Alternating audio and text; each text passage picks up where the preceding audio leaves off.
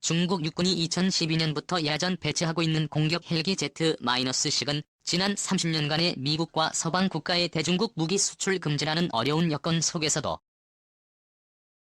중국이 독자적으로 헬기를 만들 수 있었다는 자력 갱생의 상징이며 장차 중국 육군이 미군과의 지상전투에서 동등하게 싸울 수 있다는 대표적인 무기 수단이다. 그런지 80에 지난 9월 27일에 시진핑 주석이 중국군 북부전구사령부 산하랴오닝에 주둔한 중국 육군 제79집 단군 이하 항공여단을 전격적으로 방문하여 중국군 관계관으로부터 제1공격 헬기의 탑재 장비와 무장 전투력 성능에 대한 설명을 듣는 사진들 모습이 9월 29일자 중국 신화망에 공개되었다. 시진핑의 위와 같은 행보는 이는 중국 영도의 통상적 행보론을 하기보다는 상당히 파격적이자 공세적이었다. 특히 시진핑 주석의 동북 삼성 군부대 방문은 매우 이례적이었다. 전통적으로 중국 지도부는 주로 중국 남부와 동부에 위치된 군부대 시찰을 성공하여 마셨습니다.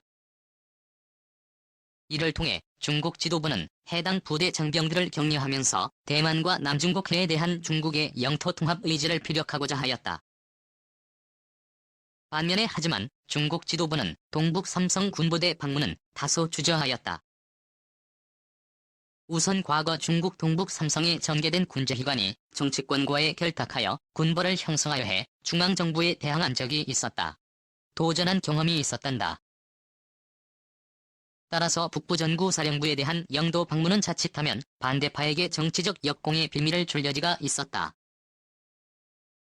또한 해당 북부전구사령부가 한반도 위기 시 직접적 군사작전을 수행하기 때문에 중국 지도부는 북한을 자극하지 않기 위해서도 직접 방문하는 것을 자제하였다.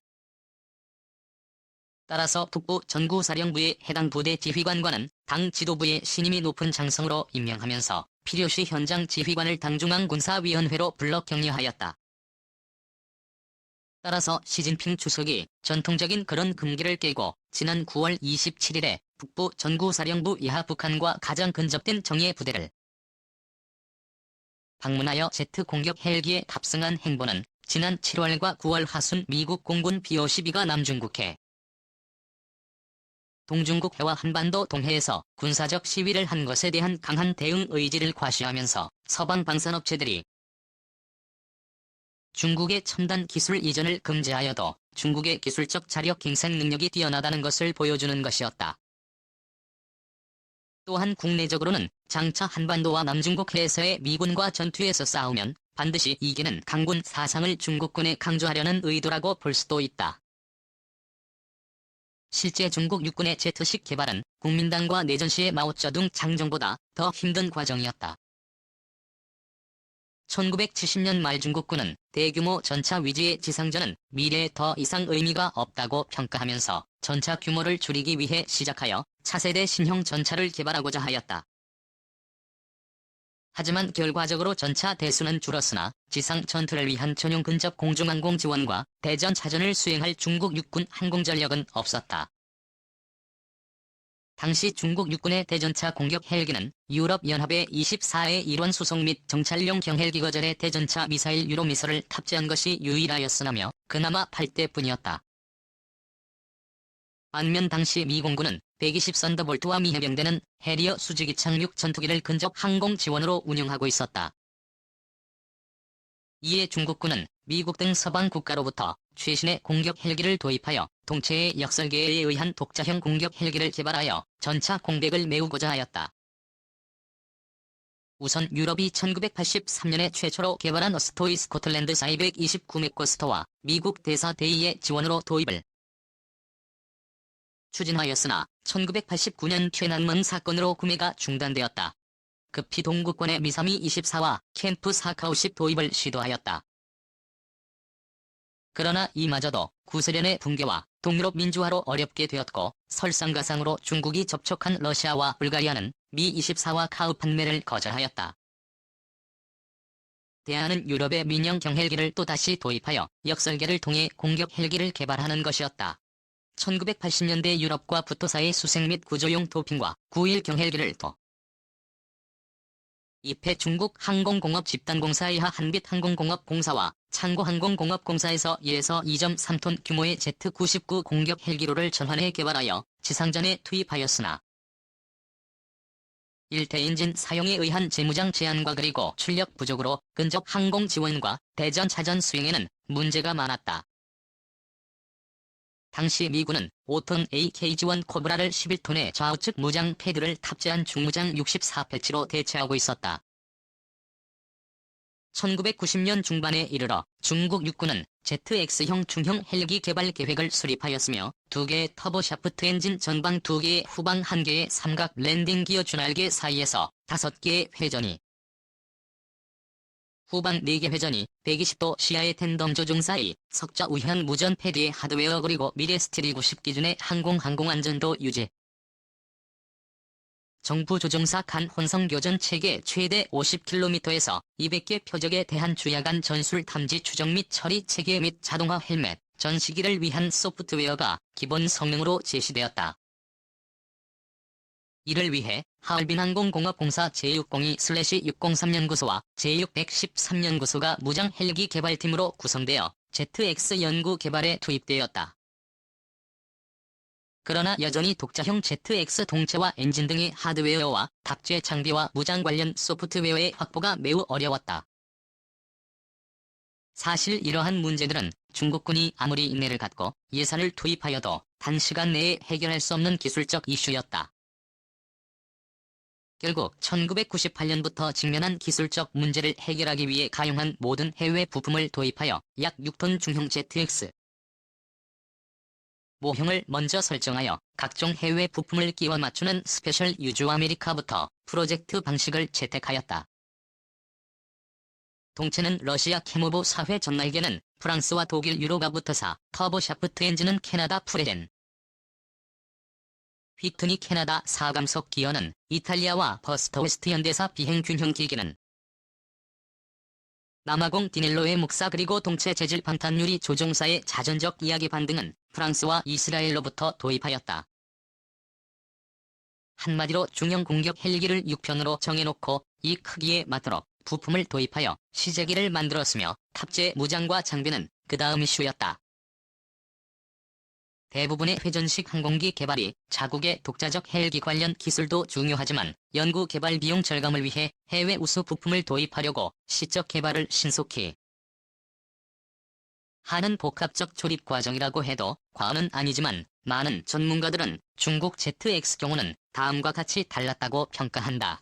우선 군용이 아닌 상용 부품의 도입이었다.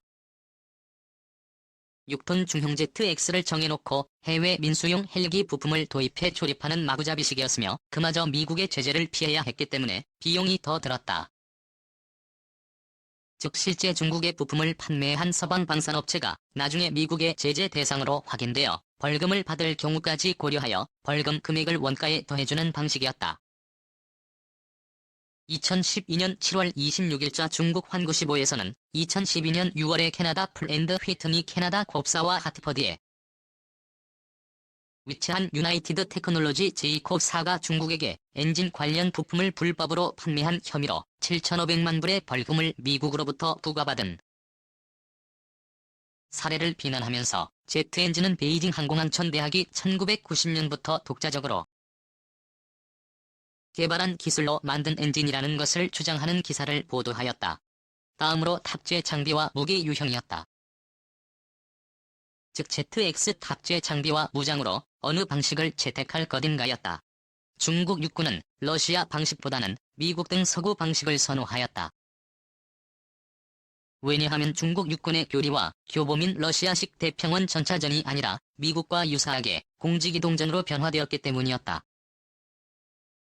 이에 따라 ZX 제작사가 러시아 유형 위주의 하얼빈항공공업공사에서 서구형 유형의 강한 항공기 공업 집단공사로 변경되었다.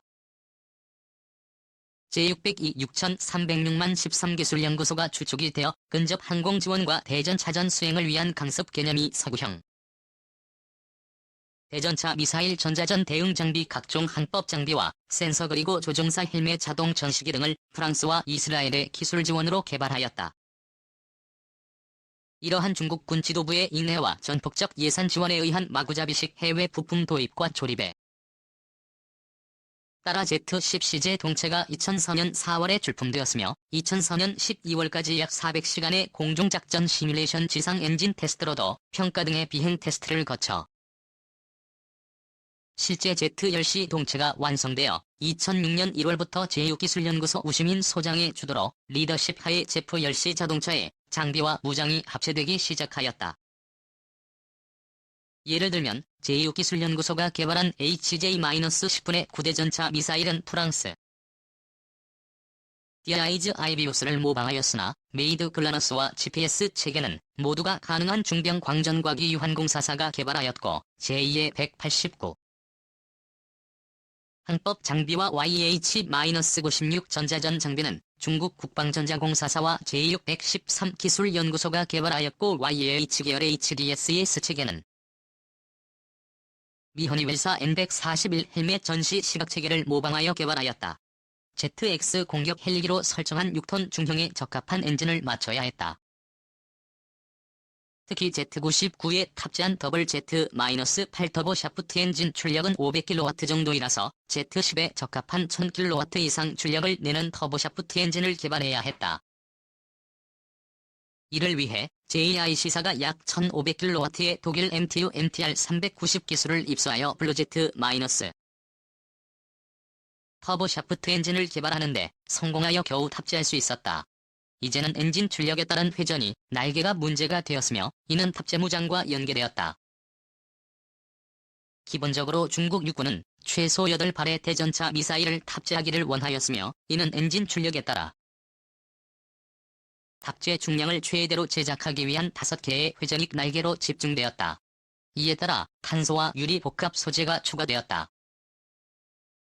미육군 AH-64 업데이트에 적용된 날개의 회전이 꼬리 날개를 적용한 타입 95KT 합성 회전익 날개의 개념이 적용되었다.